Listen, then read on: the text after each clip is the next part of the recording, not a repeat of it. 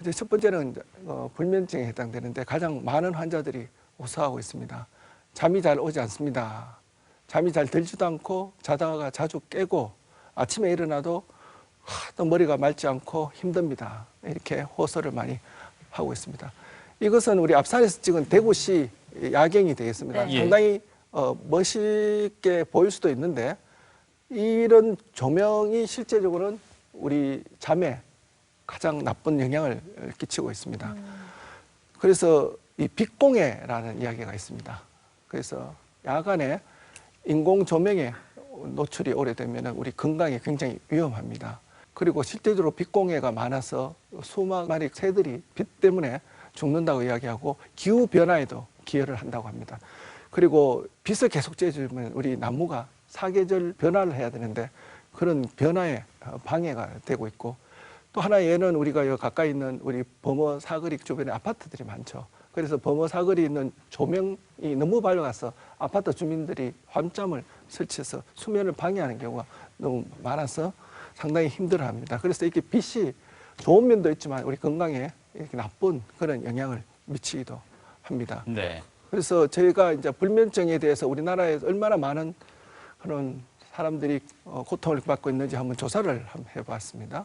그래서 전국적으로 한 5천 명 대상으로 전화 인터뷰를 했는데 보시면은 약 한 27% 정도가 수면 장애를 경험하고 있다 이렇게 이야기하고 있습니다.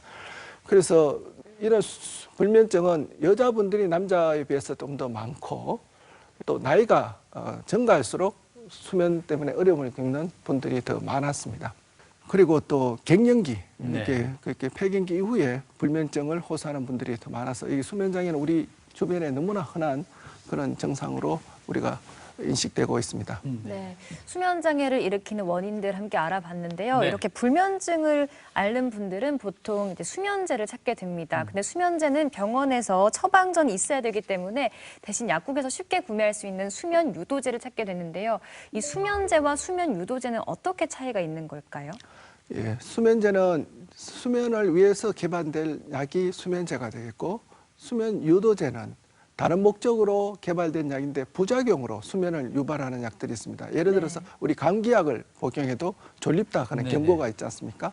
그렇듯이 우리 항불안제 그리고 우울증 약도 부작용으로 수면을 유발하는 경우가 있습니다. 그래서 이런 약품들은 사실은 쉽게 복용 처방되고 있는 건 사실이지만 오남용 위험이 있습니다. 예를 들어서 수면 무호흡증 같은 게 있을 때 수면제를 복용하시면은 수면 무호흡증이 더 나빠질 수도 있고, 조금 이따 말씀드린 하지불안 증후군도 실제적으로 다리가 불편해서 잠을 못 자는데 그냥 수면제라든지 우울증 약을 복용함으로써 증상이 악화되는 경우가 있어서 수면제나 수면 유도제는 모두 복용에 주의를 요하겠습니다. 네. 계속해서 불면증 이야기 좀 더 이어가 보도록 하겠습니다. 네. 교수님을 찾는 그 환자들이 호소하는 주된 증상이라고 해야 될까요? 불면증 어떤 것들이 있습니까?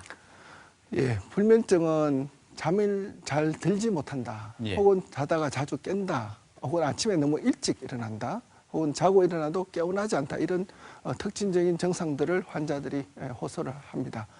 그래서 이런 수면 방해하는 요인들이 있는데 이런 분들을 자세히 물어보면은 잠자리가 좀 좋지 않은 경우가 있습니다. 그래서 좀 시끄럽다든지 요즘은 층간소음도 문제가 많이 됩니다. 그죠? 그렇든지 조명, 아까 말씀드린 너무 밝은 조명. 그러니까 특히 우리나라 같으면은 이 형광등이라 할까? LED 전등들을 많이 사용하시는데 그런 밝은 조명에 있다가 또 드라마 같은 거 보시다가 갑자기 주무시러 가면 잠이 잘 안 옵니다.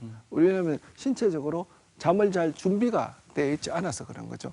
그리고 온도는 특히 여름에 열대야라든지 그렇게 하지 않습니까? 너무 그런 게 문제가 될 수도 있고, 너무 불규칙적으로 생활하는 경우가 수면을 방해하는 경우도 있고, 그리고 술이라든지 카페인, 커피라든지 이런 것들이 또 수면을 방해하게 되고, 우리가 그 TV 이런 것들을 보게 되는데 이게 또 침대에서 보는 사람들이 많고 침대에서 또 책을 보는 분들이 많습니다. 이런 것들은 잠을 방해하게 되는 거죠. 그리고 여러 가지 스트레스나 걱정들이 잠을 방해하는 경우가 많습니다. 그래서 전 시간에 한번 보여드리는데 정상적인 수면 구조는 여기 보시면은 깊은 잠, 얕은 잠이 규칙적으로 이렇게 렘 수면과 반복되는 패턴을 보여야 되는데 불면증 환자분들은 수면 검사해 보면 이렇게 깊은 잠도 없고 위에 보시면은 깨어 있는 잠들이 이렇게 계속 있지 않습니까? 약간 예. 잠이 들다가 다시 깨게 되고 또 잠깐 잠들다가 깨게 되고 이렇게 잠을 거의 못 주무시는 거죠. 그래서 이런 경우인데 수면제를 복용하게 되면은 좀 잠은 오게 되는데 역시 다 유지가 안 되지 않습니까? 또 깨게 되고 오게 되고 그래서 잠자는 시간은 좀 늘었지만 수면의 질은 결코 많이 호전되지 예. 않습니다. 그래서 수면제의 복용에 의한 수면 검사를 한번 보여드리면은 환자분들이 수면제 복용에 대해서 상당히 좀 경각심을 가지게 되는 경우가 되겠죠. 그리고 또 잠 못 자는 분들은 앞 시간에 말씀드렸지만 활동량 측정기를 통해서 손목시계 같은 거 보시면은 계속 밤에도 자는 시간들이 별로 없지 않습니까? 그죠? 이러한 다양한 검사를 통해서 수면 불면증 환자들을 우리가 평가를 해볼 수 있고 그에 대해서 분석을 통해서 이 환자분들이 어떤 문제가 있는지 우리가 찾아보고 있습니다. 네. 수면제를 드시는 분들 수면제를 먹고 잠에 청하게 되면은 그 잠의 질이 좋지도 않고 또 근본적인 치료법도 아니라고 말씀을 하셨는데 네. 그렇다면 어떤 치료를 받는 게 좋은 걸까요? 불면증의 치료에서는 일단 본인이 불면증이 근본적으로 어떤 문제가 있는지를 분석하는 게 중요하겠습니다.